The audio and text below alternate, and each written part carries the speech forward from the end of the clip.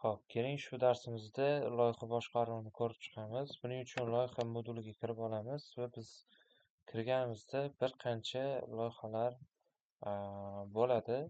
Bizda har bitta loyihani o'zini vazifasini bajaruvchi menejeri bo'ladi. Xo'p, loyihaga kiramiz. Kirganimizda bizga tegishli bo'lgan tasklar turgan bo'ladi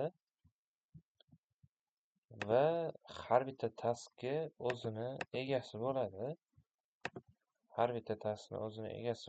Kirganda bizda har bitta odamni o'zini vazifasi bo'ladi. Vazifasini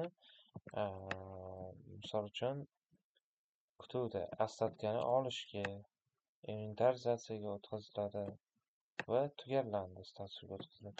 Va shu holatda vazifalar amalga oshirib boriladi.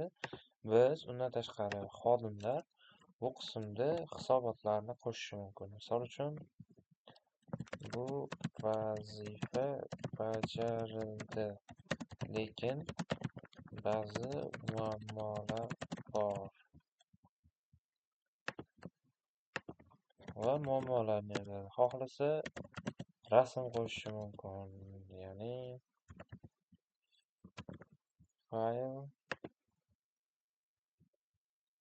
fayl deydi, misol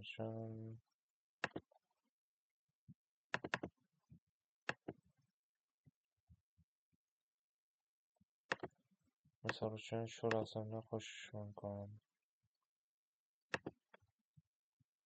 Yoki bo'lmasam va boshqa narsalar.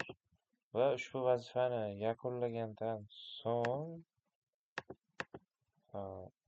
boshlashni bosgan bo'lsa, bizda yakunlangandan so'ng bajarildi statusiga o'tkaziladi.